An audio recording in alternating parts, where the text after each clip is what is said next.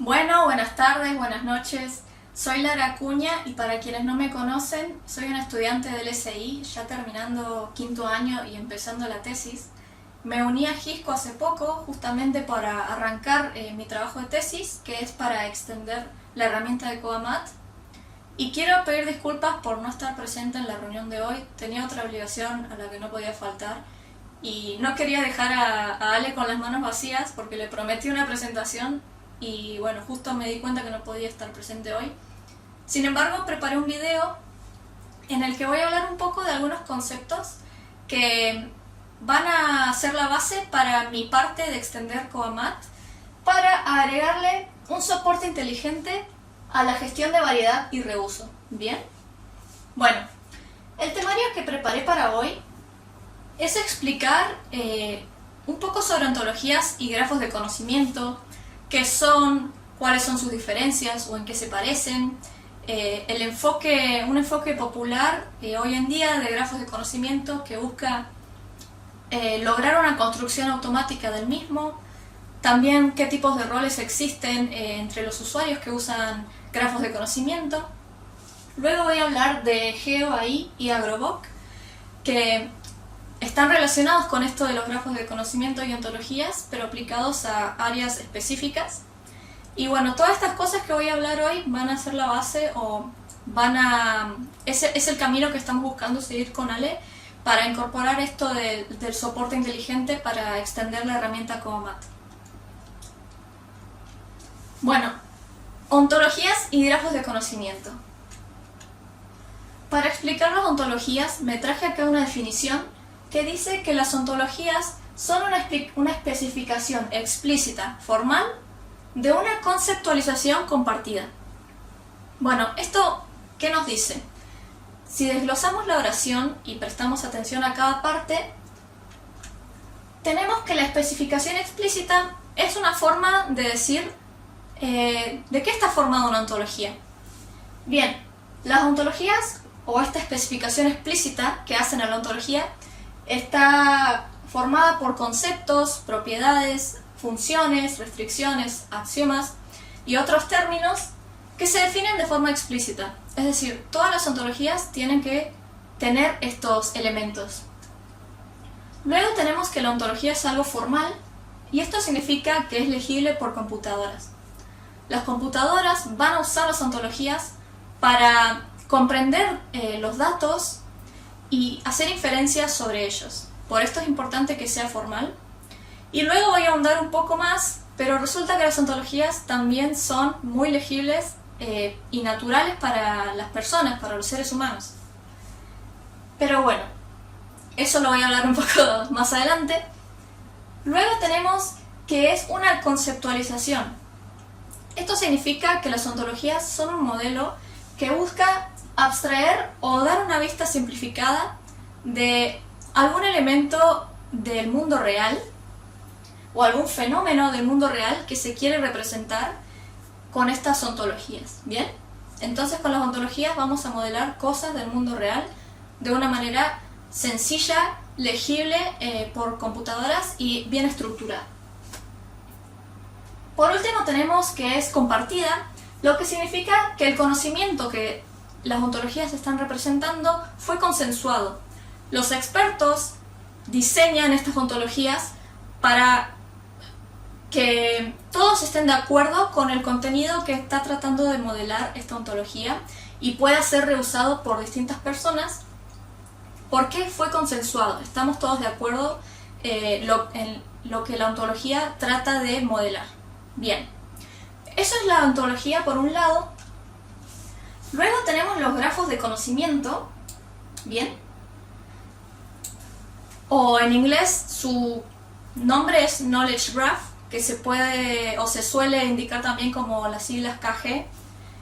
Y los grafos de conocimiento no es algo que no conozcamos, que están compuestos por, o más bien es un grafo. Un grafo es la estructura que todos conocemos, pero se dice que es de conocimiento porque está representando cosas del mundo real y está brindando conocimiento mediante un grafo, ¿bien? Está compuesto por nodos que representan entidades del mundo real y arcos que representan las relaciones entre estas entidades. Y con esa estructura de grafo describe el mundo real, algún fenómeno, algún comportamiento. Y acá está la clave. Para que un grafo sea un grafo de conocimiento, usa ontologías, ¿bien? Ordena la información en una ontología con conocimiento previo de los conceptos. Es decir, los expertos hacen a los grafos de conocimiento mediante ontologías. Bien, los grafos de conocimiento están formados por ternas. La terna está compuesta por sujeto, predicado y objeto. Y en este ejemplo tenemos, o en esta imagen que coloqué en esta diapositiva, tenemos el ejemplo de que Arthur Cayley, que sería el sujeto, nació en, sería el predicado, y London sería el objeto. Bien, así es una terna muy sencilla, y todas las ternas de los grafos de conocimiento van a ser así de sencillas. No es un concepto complejo o que no conozcamos nosotros, solo que se le agrega la dimensión semántica, se le agrega una dimensión de datos inteligentes. Bien. Bueno, acá traigo un ejemplo de un grafo pequeño en lo que se puede ver reflejado que los grafos se pueden extender muchísimo y los prácticos constan de millones y millones de nodos y relaciones. Por ejemplo, acá vemos que Lily es una persona que es amiga de James, que a James le gusta la Mona Lisa, que Da Vinci pintó la Mona Lisa está en el Louvre, que está a su vez en París, y a su vez París es un lugar, y así podemos seguir encadenando mucha y mucha información mediante esta estructura de datos que es tan poderosa y tan sencilla. Bien, ahora tenemos los grafos de conocimiento versus ontologías. ¿Cuál es la diferencia o en qué se parecen? Bueno, la realidad es que un grafo de conocimiento, como habré mencionado antes, es un grafo más una ontología. Combinados hacen el grafo de conocimiento. Se podría decir que las ontologías hacen de esquema para ese grafo de conocimiento.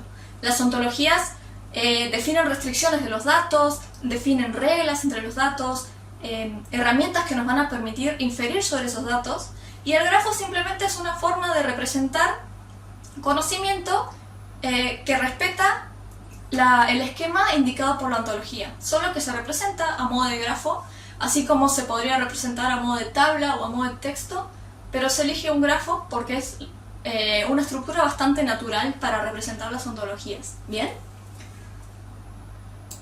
En este ejemplo que traje acá, si pensamos en términos de ontología, tenemos que un documento fue escrito por una persona, a su vez el documento se publicó en cierta fecha y fue publicado por cierto editor y trata un conjunto de temas. ¿Bien? Esa es la ontología.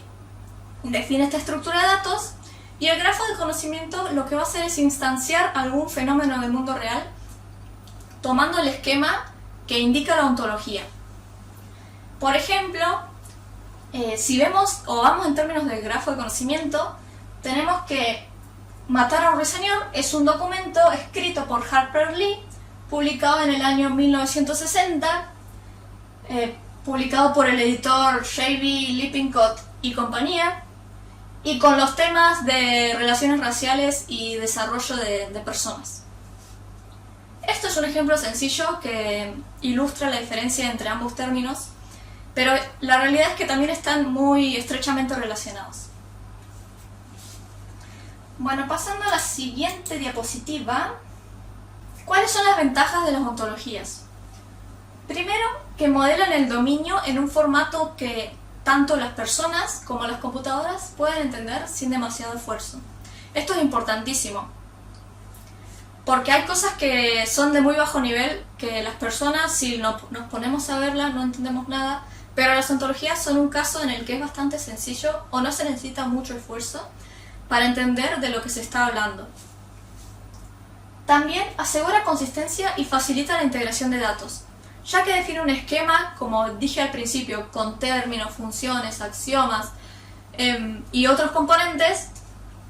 De esta manera puede asegurar la consistencia y facilitar la integración de datos de distintas fuentes. Siempre que se puedan moldear al esquema que está definiendo la ontología, podemos integrar una gran variedad de datos.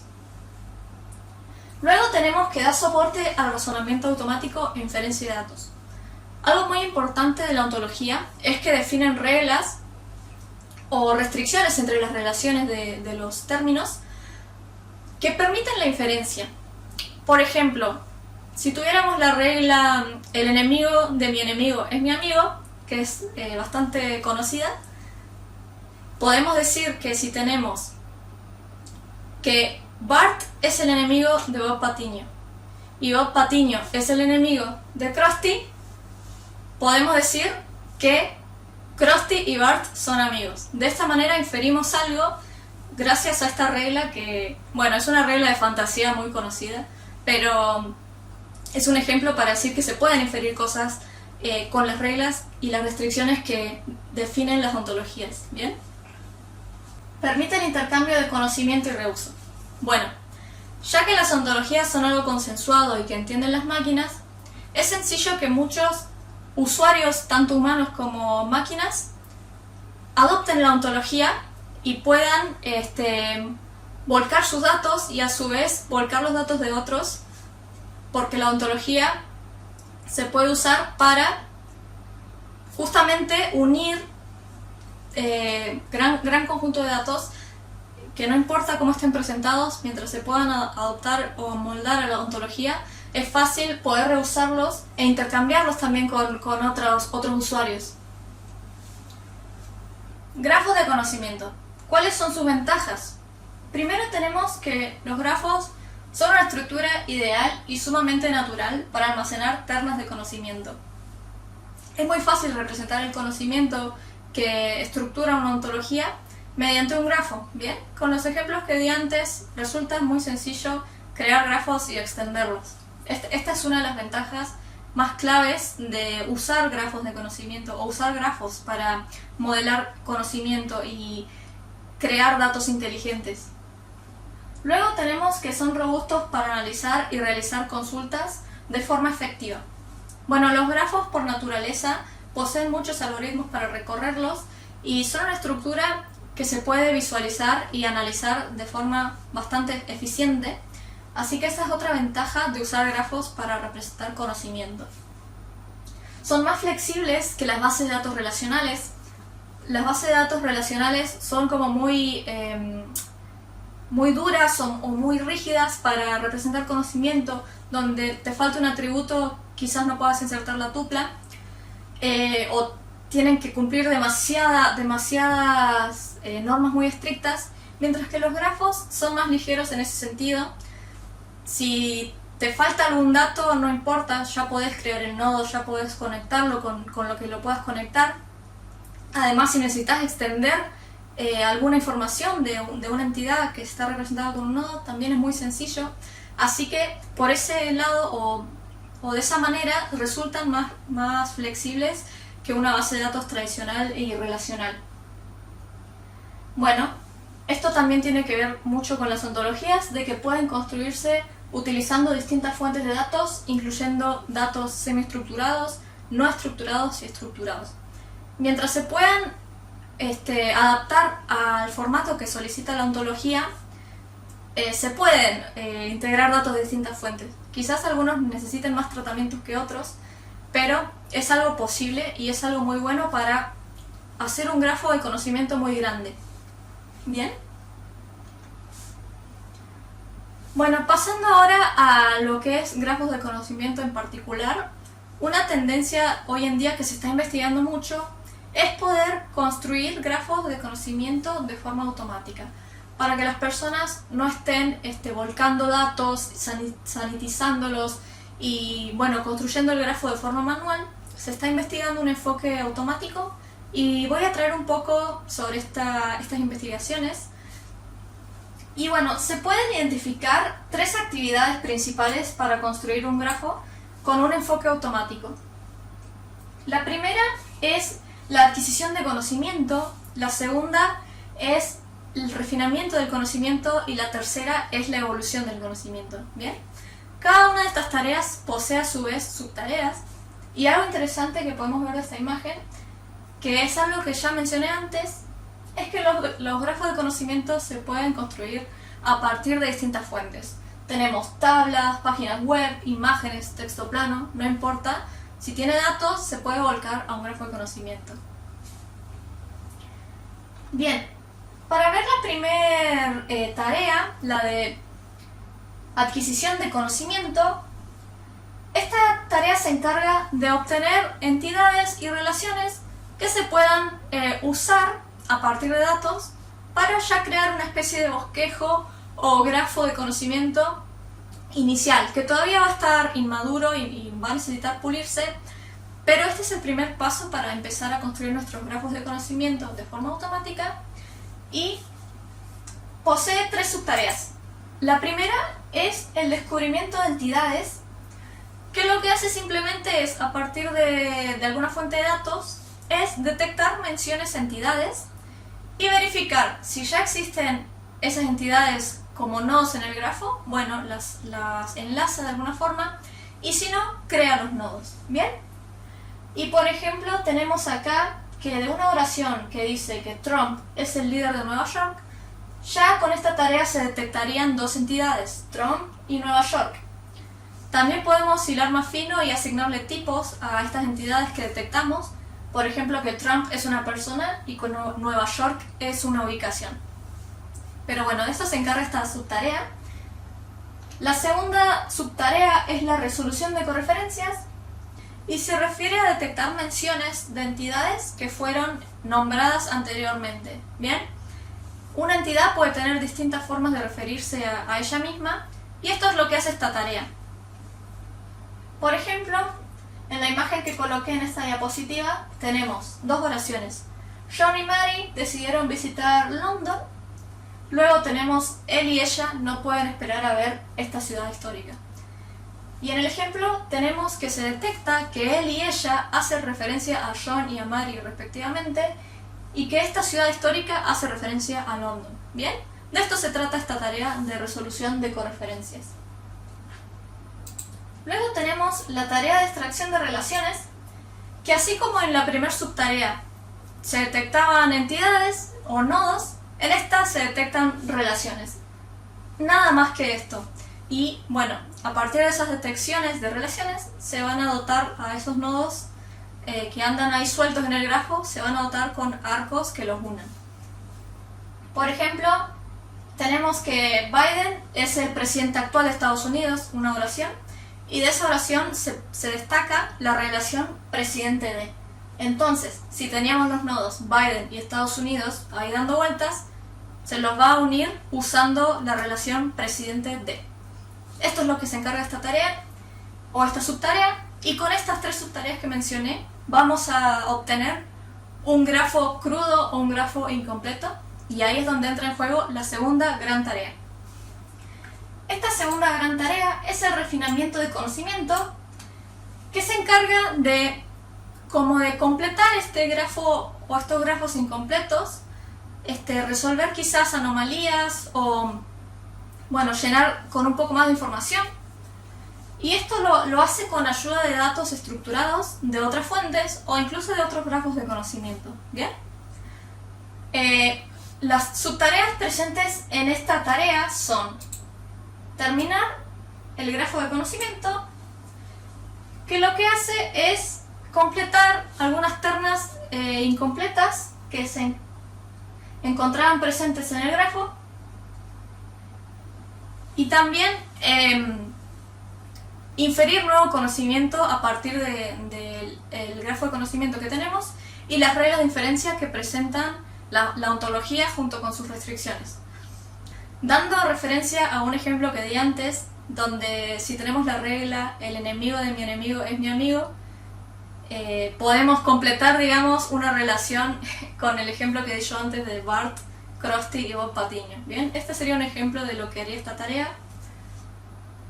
Luego la otra subtarea que tenemos es la de fusionar conocimientos, y acá sí usamos otros grafos de conocimiento u otras fuentes de datos externas, que lo que hacemos es justamente completar o seguir enriqueciendo el grafo Y algo muy importante de esta subtarea es la capacidad de detectar distintas menciones que hacen referencia a lo mismo.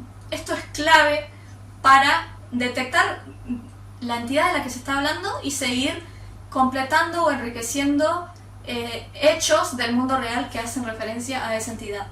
Por ejemplo, las menciones cumpleaños y fecha de nacimiento hacen referencia a lo mismo. Entonces es importantísimo tener esto en cuenta para completar los grafos. ¿Bien?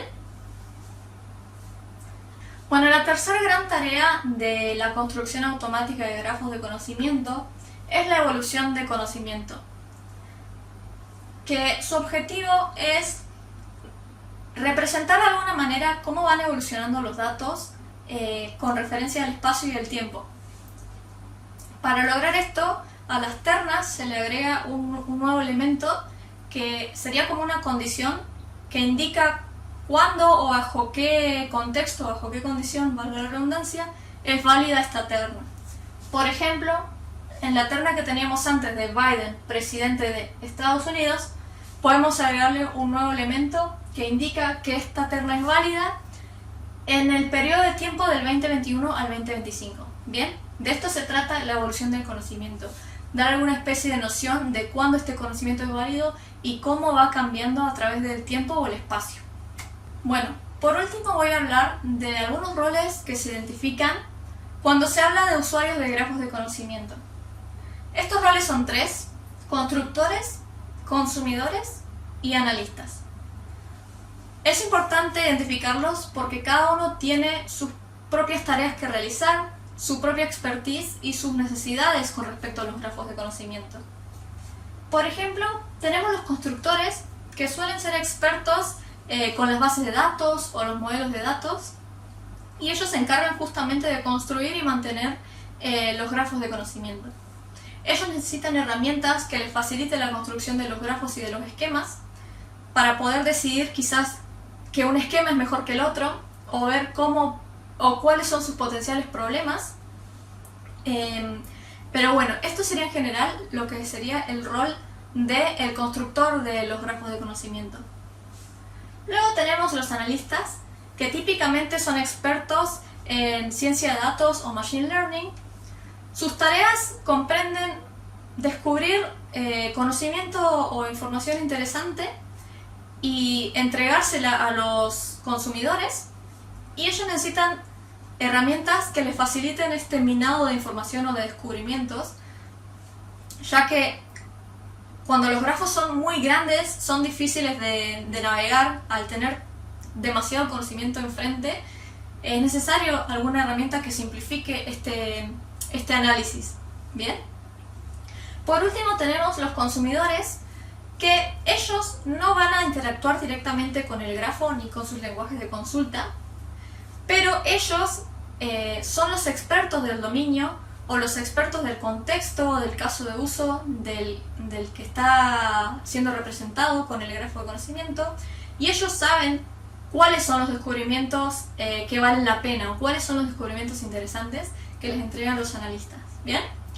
Sus necesidades principales son herramientas de visualización para interactuar con el grafo sin interactuar con el grafo directamente, sino que lo hacen a través de una interfaz gráfica o alguna herramienta amigable para ellos.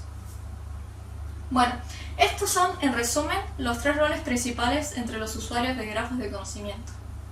Bueno, cerrando un poco lo que es grafos de conocimiento y ontologías, pasamos ahora a otra cosa, que es GeoAI. Bueno, ¿qué es GeoAI? Básicamente es la suma de datos geoespaciales e inteligencia artificial. Bueno, recordando un poco, la inteligencia artificial es la capacidad de un sistema para reconocer datos, aprender de ellos y usar ese aprendizaje para realizar sus tareas y a su vez ir mejorando su desempeño en esas tareas. Se va perfeccionando. ¿Bien? Y mezclamos esta inteligencia artificial con datos geoespaciales para poder dar soporte a la creación de información geográfica, métodos, sistemas y servicios más inteligentes. Con GeoAI se busca aportarle a la sociedad y poder realizar tareas de forma más eficiente y más rápida. Algunas cosas que podemos lograr con GeoAI es mejorar nuestro conocimiento, resolver problemas en sistemas ambientales y poner foco en los contextos espaciales y geográficos. Bueno, este es un caso de uso típico o una aplicación típica de la mezcla entre datos espaciales e inteligencia artificial, lo que es detectar características en un terreno de forma automática. Bien, entonces GeoAI se potencia con grafos de conocimiento, ahí es la conexión, ya que son legibles, reusables y se pueden enlazar con muchos datos heterogéneos. Estas son todas las ventajas que ya venía comentando antes, tanto de ontologías como de grafos de conocimiento. Bien, en mi tesis vamos a extender COBAMAT en el contexto de datos de agricultura y con Ale estamos investigando lo que es Agroboc, que es uno de los tesauros más grandes. Es un dataset enlazado y abierto sobre agricultura y alimentos para uso público. Bueno, Agroboc ofrece conceptos, términos, definiciones y relaciones para identificar recursos de forma no ambigua. Esto es importantísimo. Bueno, y como dato de color, funciona en 42 lenguajes, tiene más de 41.200 conceptos y más de 1.177.000 términos. O sea, es una base de datos muy grande y nos viene muy bien. Bien, acá tenemos un pantallazo de lo que puede representar Agroboc. Tenemos los conceptos, que serían como los nodos del grafo, que están representando algo del mundo real. Luego tenemos los términos, que son como los atributos de ese algo que se está representando, y está como atado a un lenguaje. En este ejemplo tenemos el término milk products en inglés, en español sería productos lácteos.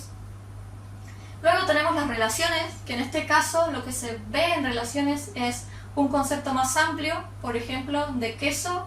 El concepto más amplio sería productos lácteos y un concepto más fino sería queso de cabra. Bien, acá tengo otra imagen de que Agroboc uno puede navegar como si fuera una taxonomía. Tenemos actividades, entidades, eventos y un montón de categorías en las cuales podemos navegar hasta llegar a hilar más fino. En la imagen más a la derecha tenemos, por ejemplo, que llegamos a suelo alcalino, que es una subcategoría de tipo químico de suelos, que a su vez es una subcategoría de tipos de suelos y, bueno, la categorización sigue y sigue. Bueno, por último traje una imagen que me pareció muy linda, muy interesante para compartir, donde se describe el término de humedad y a su vez podemos ver, por ejemplo, un concepto más amplio es que la humedad es una medida.